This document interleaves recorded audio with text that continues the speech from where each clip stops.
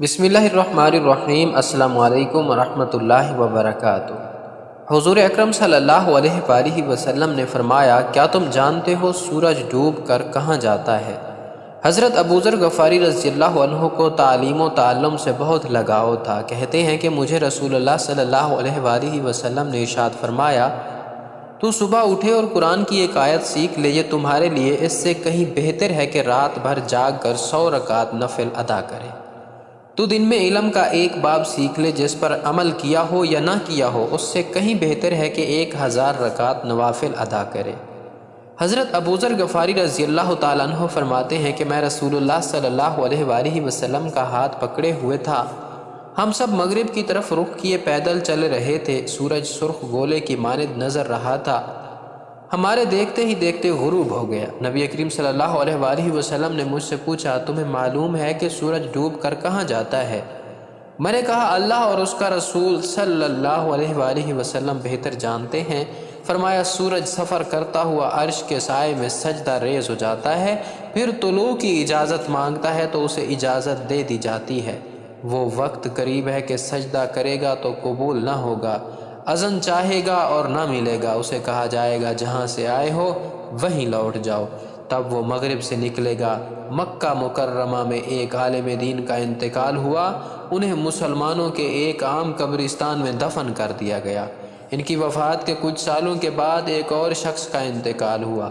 چونکہ عرب کا دستور ہے کہ جب کوئی قبر پرانی ہو جاتی ہے تو پرانے مردے کی جگہ نیا مردہ دفن کر دیتے ہیں، اور اس طرح کئی مردے ایک ہی قبر میں دفن ہوتے جاتے ہیں۔ لہٰذا اس شخص کو دفن کرنے کے لیے اس عالم دین کی قبر کھولی گئی تاکہ اس شخص کو بھی اسی قبر میں دفن کر دیا جائے، لیکن قبر کھولتے ہی ایک عجیب و غریب منظر نظروں کے سامنے تھا۔ قبر میں اس عالم دین کی میت کی بجائے ایک نہایت حسین لڑکی کی میت تھی، اور وہ لڑکی کسی یورپین ملک کی معلوم ہوتی تھی۔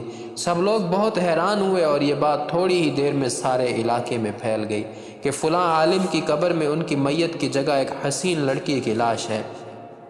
لوگ دور دور سے یہ منظر دیکھنے کے لیے آئے۔ اتفاق سے وہاں یورپ کے کسی ملک سے آنے والا ایک مسلمان سیاح بھی موجود تھا، جو حج کے ارادے سے مکہ آیا ہوا تھا۔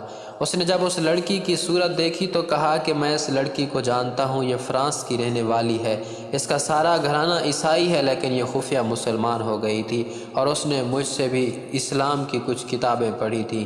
پھر کچھ دن بعد یہ بیمار ہو کر فوت ہو گئی تو گھر والوں نے اسے عیسائیوں کے قبرستان میں دفن کر دیا تھا، اور اب حیرت ہے، اس کی میت یہاں مکہ پہنچی ہوئی ہے۔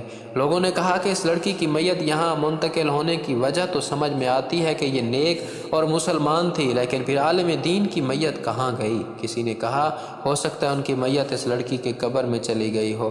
اس سیاح نے کہا کہ میں حج سے فارغ ہو کر چند دن بعد میں واپس جا رہا ہوں، میں اس لڑکی کے ورثاء سے مل کر اس کی قبر کشائی کر کے دیکھوں گا کہ آخر کیا معاملہ ہے۔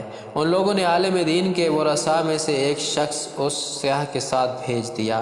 سیاح نے اپنے ملک واپس جا کر لڑکی کے والدین سے سارا قصہ بیان کیا۔ وہ بہت حیران ہوئے، چنانچہ انہوں نے لڑکی کی قبر کشائی کی۔ حیران کن طور پر لڑکی کے تابوت میں اس عالم دین کی میت تھی جو مکہ میں دفن ہوا تھا۔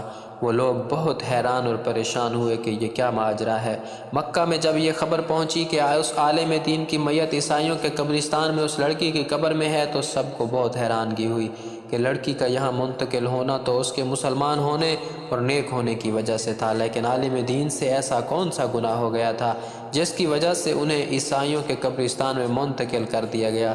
چنانچہ اس کی بیوی سے پوچھا گیا کہ تیرے شوہر میں ایسی کون سی بات تھی جو اس کے ساتھ یہ معاملہ پیش آیا؟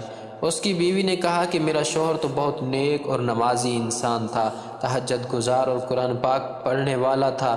لوگوں نے کہا کہ سوچ کر بتاؤ، آخر کوئی تو ایسی بات ہوگی جس وجہ سے یہ اتنا سب کچھ ہو گیا۔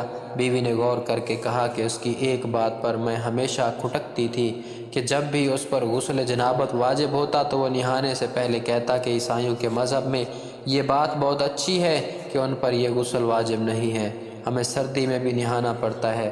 ہو سکتا ہے اسی وجہ سے اللہ نے اسے ان کے درمیان ہی پہنچا دیا جن کے طریقے کو وہ پسند کرتا تھا، اور اسلامی احکام اسے ٹھیک نہیں لگتے تھے۔ اللہ اکبر۔